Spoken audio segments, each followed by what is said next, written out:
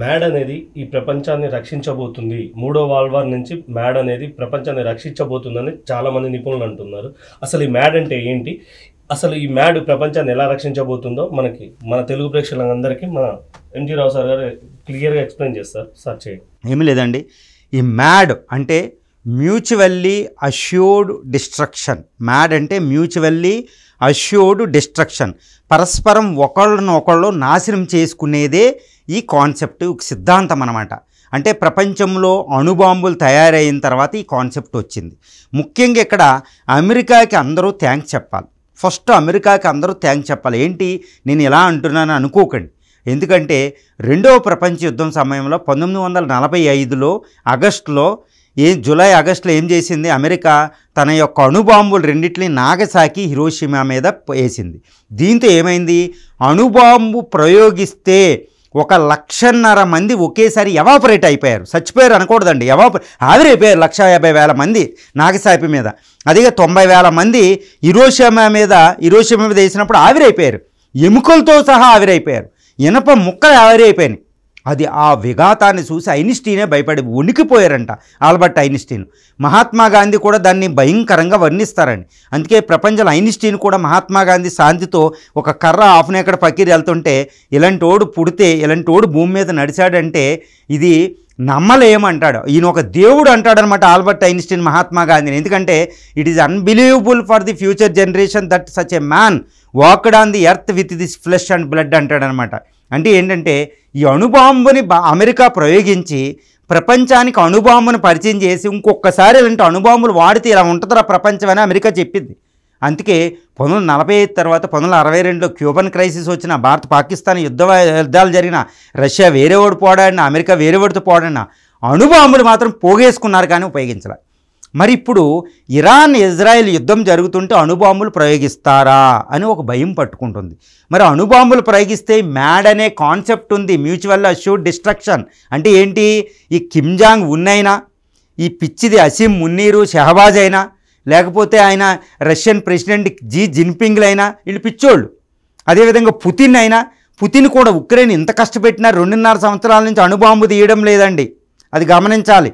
ఎందుకంటే మ్యాడ్ అనే కాన్సెప్ట్కి భయపడుతున్నారు పుతిన్ గారు కూడా. ఎందుకంటే ఒకవేళ పుతిన్ అణుబాంబులు తీసి ఉక్రెయిన్ మీద వేస్తే నాటో దేశాలు ఏం చేస్తాయి, అటు అమెరికా ఆధ్వర్యంలో అణుబాంబులు వేస్తాయి. ఈ రష్యన్ డెడ్ హ్యాండ్ యాక్టివేట్ అవుద్ది, అక్కడ అమెరికాలో మినిట్ మ్యాన్ అవి యాక్టివేట్ అవుతాయి. ఒకరికొకరు యుద్ధాలు ఒకరికొకరు ప్రయోగించుకుంటే ఏంటి, ఇంకా మొత్తం ప్రపంచం నాశనం అయిపోద్ది అనమాట. అమెరికా ఇండియా మహాత్మా గాంధీ చెప్తారు, మీరు ఒక కన్నుకి కొన్నైనా టిట్ ఫర్ ట్యాట్ అయినా ఇద్దరు గుడ్డోళ్ళు అవుతారని. ఇదే మ్యాడ్. ఇటు రష్యా ప్రయోగించినా అటు అమెరికా ప్రయోగించినా ఇద్దరు పోతారు, ఎవరు బతకరు అనమాట. ఇప్పుడు పాకిస్తాన్ భారతదేశం మీద వేసినా, భారతదేశం పాకిస్తాన్ మీద వేసినా ఇద్దరూ నాశనం అయిపోతారు. ఎందుకంటే వాడి దగ్గర ఒక 160 బాంబులు, మన దగ్గర 180 బాంబులు ఉన్నాయి. ఏదో 10 తక్కువైతే ఏం కాదు, అందరూ పోతారు. అందుకని ఏంటి, భారత్ పాకిస్తాన్ యుద్ధాన్ని నేను ఆపేసానని ట్రంప్ అంటాడు. భారత పాకిస్తాన్ యుద్ధాన్ని ఆపింది ఎవరు, అణుబాంబులు. భారతదేశం అణుబాంబులు కిరాణా హిల్స్ని అటాక్ చేసినప్పుడు వెంటనే భయపడి ఒప్పందానికి వచ్చింది. ఇండియా కూడా ఒప్పందానికి వెళ్ళింది, ఎందుకంటే అణుబాంబులు పాకిస్తాన్ని కూడా మనం ఏం చేయలేం. ఇది జరిగేది. అంటే మ్యాడ్. రష్యా అమెరికా మీద అటాక్ చేస్తే అమెరికా రష్యా మీద అణుబాంబులు దీనికి వేస్తుంది. చైనా అదేవిధంగా ఇండియా వస్తే ఇండియా ఒకదానికొకటి, భారత పాకిస్తాన్ ఒకదానికొకటి, ఉత్తర కొరియా అమెరికా ఒకదానికొకటి. ప్రపంచంలో ఏ దేశాలు తీసుకోండి, అణు దేశాలు ఒకటి ప్రయోగిస్తే రెండోది ఆగదు, అది కూడా వేస్తుంది. న్యూక్లియర్ ట్రైడ్ ఉంది. ఇదే mutually assured destruction.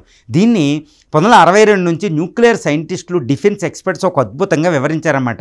Mutually assured destruction అంటే పరస్పరంగా ఒకరికొకరు నాశనం చేసుకునేదే అణుయుద్ధం. అణుయుద్ధం వస్తే ప్రపంచం ఉండదు. ఒక రకంగా భూమి అనేది వెంటనే మార్స్ ఇంకో ఉపగ్రహం కింద మారిపోద్ది అనమాట. ఇంక మొత్తం ఎడారి, న్యూక్లియర్ ఎడారి అనమాట. న్యూక్లియర్ వింటర్ వస్తుంది. సో ప్రపంచంలో ఈ అణుయుద్ధం ఎక్కడో నార్త్ కొరియాలో వచ్చినా ప్రపంచం అంతా 6 నెలల్లో పోద్ది. అమెరికా దగ్గర వచ్చినా ప్రపంచం అంతా పోద్ది. ప్రపంచ భూపటమే అసలు ఉండదు ఎక్కడో అణుయుద్ధం వచ్చినా. అందుకని ఎక్కడ అణుయుద్ధానికి వచ్చినా అందరూ భయపడిపోతారు. అణుబాంబులు ఇప్పుడు ఏంటి అయితే, ఇప్పుడు అమెరికా దగ్గరున్న 5,500 బాంబులు, రష్యా దగ్గరున్న 6,000 బాంబులు, ఫ్రాన్స్ దగ్గరున్న 300 బాంబులు, బ్రిటన్ దగ్గరున్న 350, చైనా దగ్గరున్న 500 బాంబులు, ఇండియా దగ్గరున్న 180 బాంబులు, అదేవిధంగా పాకిస్తాన్ దగ్గరున్న 160 బాంబులు, ఇజ్రాయెల్ దగ్గర 90, ఉత్తర కొరియా దగ్గర 20, ఇంకా ఏదైనా ఉంటే ఇంకా ఈ అణుబాంబులన్నీ ఎందుకంటే లోపల పెట్టుకోవడానికి. నియంత కూడా భయపడతాడు. రెస్పాన్సిబుల్ నేత నరేంద్ర మోడీ గారు దాన్ని అణుబాంబులే తీరు ఏదో డిటరెన్స్ ఎవడన్నా ఒత్తి వేయడానికి. కానీ కిమ్ జాంగ్ ఉన్ ప్రత్యేకించి ఉంటారు అసీం మునీర్, కానీ వాళ్ళు కూడా తీయలేరు. ఇదే మ్యాడ్ కాన్సెప్ట్. న్యూక్లియర్ ఇదేనేమంటారు, మ్యూచువల్ అష్యూర్డ్ డిస్ట్రక్ట్, పరస్పరం ఒకరికొకరు నాశనం చేసుకోవడం, గ్యారంటీ నాశనం చేసుకోవడం. అంటే ఏంటి, అమెరికా అణుబాంబు పవర్ చూసిన తర్వాత నాగసాకి హిరోషిమా ఇంకొకడెవడు ధైర్యం చేయడంలా. 1945 నుంచి ఇప్పటి వరకు 65, 25 మొత్తం 90 సంవత్సరాలు అయినా ఎవడో అణుబాంబు ఎందుకు వేయలేదు అంటే ఈ మ్యాడ్ కాన్సెప్ట్. సో ఈ మ్యాడే ప్రపంచాన్ని రక్షించాలి.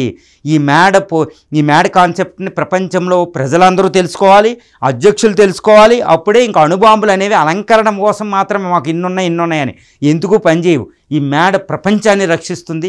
ఈ మ్యూచువల్ అష్యూర్డ్ డిస్ట్రక్షన్ అనే కాన్సెప్ట్ని సైంటిస్టులు అందరూ అద్భుతంగా ప్రచారం చేశారు. కాబట్టి ప్రపంచాన్ని రక్షించే ఒక అద్భుత శక్తి అండి. ఏంటంటే దైవం ఇంత సృష్టిని, ఒక అద్భుతమైన సృష్టిని సృష్టించింది. సూర్యమండలంలో ఒకే ఒక గ్రహం, గ్రీన్ గ్రహం, ఒక అద్భుతమైన గ్రహం, జీవరాశి గల గ్రహం భూమి. ఈ భూమిని సృష్టించిన భగవంతుడే దీన్ని మనం నాశనం చేసేది, మన నాశనం మన చేతిలో పెట్టినా అది ఎలా ఉపయోగించాలనేది కంట్రోల్ మ్యాడ్ కాన్సెప్ట్. ఇది గాడ్ కాన్సెప్ట్ అని నేను చెప్తానమాట. అది మ్యాడ్. ఈ మ్యాడ్ కాన్సెప్ట్ ఇంకొకటి ఎవ్వడో అణుబాంబు లేడు. ప్రపంచం సౌభాగ్యంగా అందరూ అణుబాంబులు మూడో ప్రపంచ యుద్ధం వచ్చేసిందన్న నేను ఆలోచిస్తూ ఉంటే ఈ మ్యాడ్ రక్షిస్తుంది కదా, భగవంతుడు ఇచ్చిన ఒక అద్భుత మంత్రం కదా, అది ఏ దేవుడైనా అనిపించిందండి. ఈ అద్భుతమైన ఈ మ్యాడ్ కాన్సెప్టే ప్రపంచాన్ని రక్షించగలదు.